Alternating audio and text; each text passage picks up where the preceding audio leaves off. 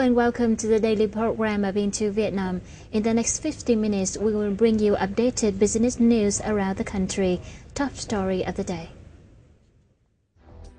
Standard & Poor's urges Vietnam to step up economic and banking reforms. Prime Minister approves a master plan to create high quality and sustained growth for the southern key economic region. And the EU supports civil society organization engagement in collective process in Vietnam. In this report on the prospects of Vietnam banking sector in 2014, Standard & Poor's expect Vietnam banks to benefit from stable macroeconomic conditions this year. However, S&P stresses the importance of economic and banking reforms, as banks will face challenges in reforms of weak asset quality, low profitability, and weak capitalization. Credit growth in 2014 is forecast at low double digits and lower than the growth rate in 2005-2010. The profitability of banks in 2014 will remain low, with return on assets forecasted at 0.8 to 1%. The liquidity of the Vietnam banks is forecast to remain stable in 2014. However, deposits remain susceptible to concerns over corporate governance and health of banks. Although the number of banks in Vietnam has decreased, Standard & Poor's says banks still face many challenges, and the consolidation is limited to some weaker banks. Regarding handling non-performing loans, S&P expects the VAMC in 2014 will reduce 2 to 4% of bank loans from 1% by the end of 2013. However, non-performing loan settlement ability is still questionable. Therefore, S&P emphasizes the importance of economic and banking reforms to Vietnam Bank's long-term sustainability. S&P will also raise the ratings if Vietnam Bank significantly strengthen the capitalization through fresh infusion. In other news, the State Bank credit policy in 2014 still give priority to 5 areas of agriculture, farmers and rural areas, small and medium enterprises, export, supporting and processing industry. To implement the policy, the central bank determines to promote local credits at the beginning of the year. The central bank says credit program will be connected to further improve the quality and quantity in 2014. According to the bank, the total credit limit will be raised to support twice in 2012 and is expected to reach 25 to 30 trillion dong. To achieve the goal, the central bank also asked commercial banks to create favorable conditions for businesses to mortgage their receivables instead of collaterals. Besides 5 prioritized areas, the bank will expand lending to many other areas, including companies applying high technologies, due to loans approved for these businesses remain low in the past time. The Prime Minister has approved a master plan on socio-economic development in the southern key economic region by 2020, with a vision towards 2030 to turn the region into a dynamically growing area of high quality and sustainable growth. According to the target set out, the region's GDP growth rate reached 8.5% to 9% per year in the period of 2016 to 2020. By 2020, the industrial sector, construction and services will account for 95 to 96% of total GDP. Per capita GDP is expected to higher than $5,000 by 2020. According to the plan, the southern key economic region will accelerate the development of high added value industries and supporting industries, prioritize rapid development of high technology, clean and energy efficient industries. Service sector will also enjoy fast, high quality and sustainable development, in which tourism will become an important economic sector, contributing to the economic restructuring process in the region. The plan highlighted Ho Chi Minh City as a regional service center in Southeast Asia in the future, while Vũng Tàu as a national and international tourist and oil and gas exploration center, and Biên Hòa and Thủ Dầu Một as a big service providing center for industrial development.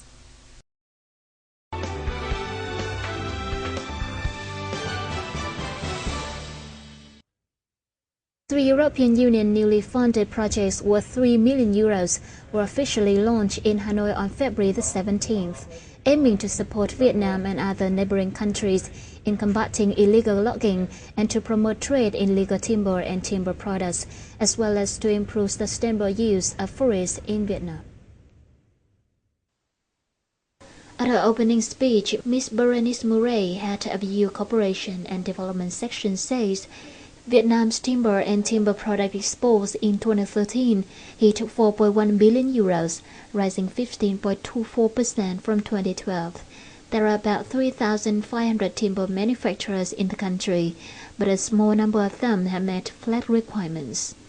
New projects funded by the European Union are supposed to have NGOs and small and medium enterprises to contribute to the negotiations and participate in the implementation of the Flag Voluntary Partnership Agreement.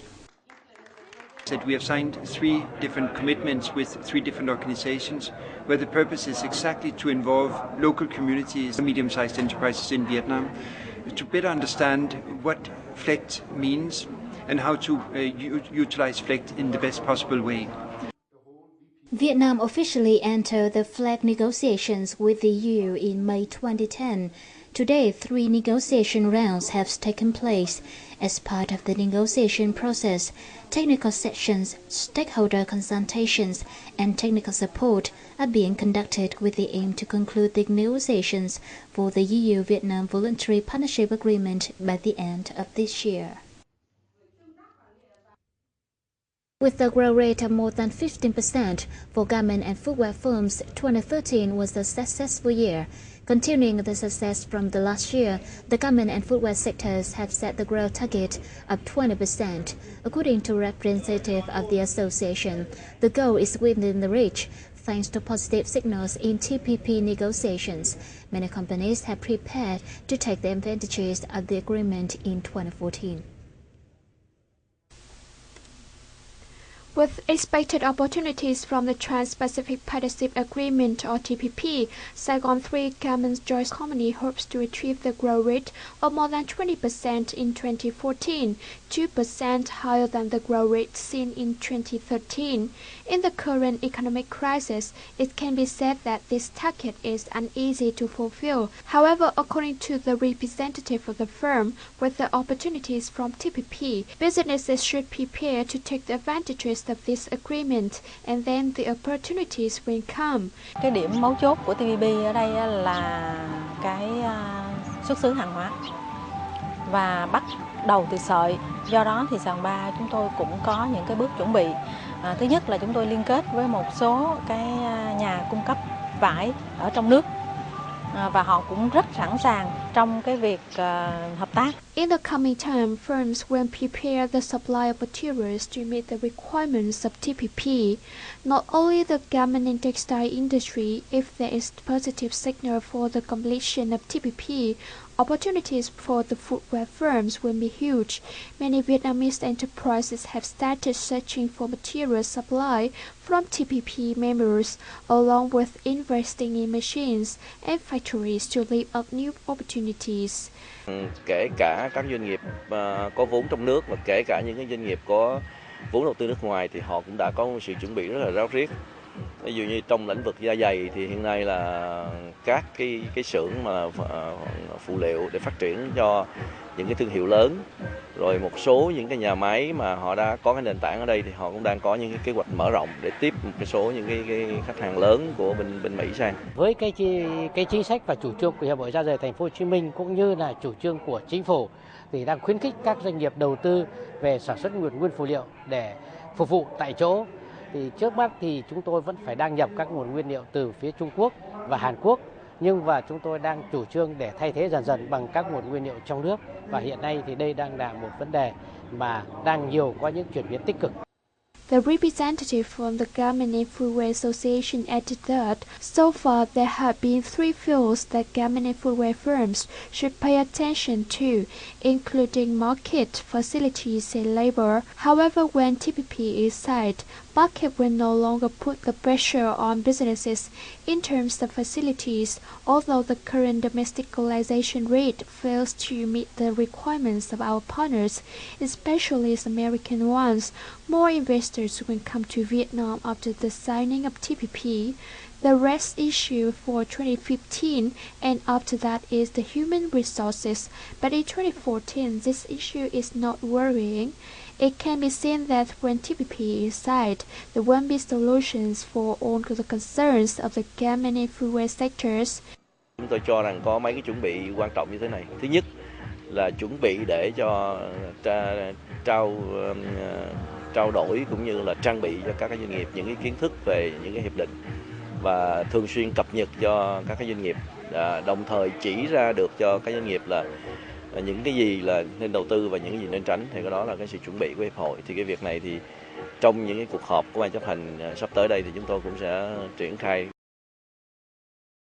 However, besides optimistic assessment by businesses and the Vietnam Association for Garment and Footwear, economic experts say that in order to take the full advantages of TPP, businesses have to overcome many obstacles. At present, the number of large-scale, regional and international scale companies is not large, but our enterprises are mainly small and medium-sized. To help Vietnamese businesses benefit from this agreement, there should be measures to support them access capital, to invest in facilities and improve the quality of human resources.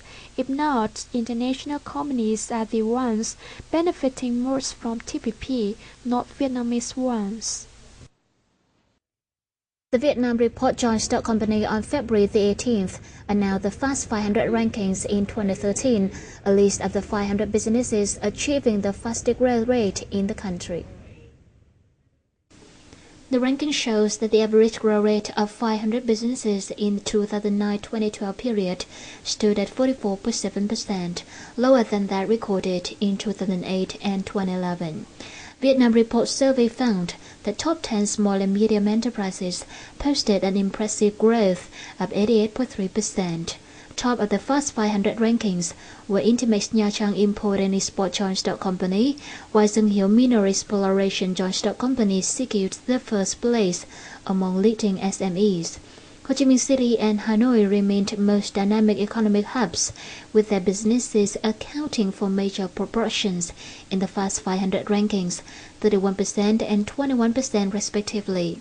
Sectors achieving highest growth include seafood, construction and real estate, and transport.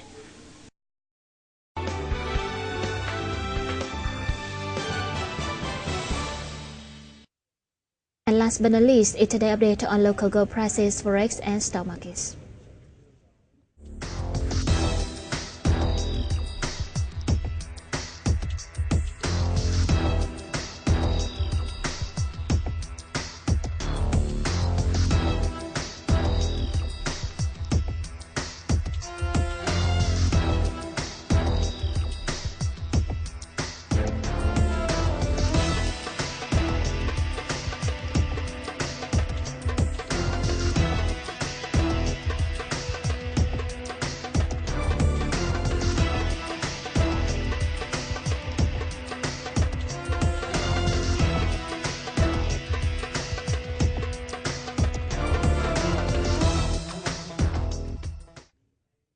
Well, that's the news on VITV. Thank you so much for watching and see you this time tomorrow. Bye-bye for now.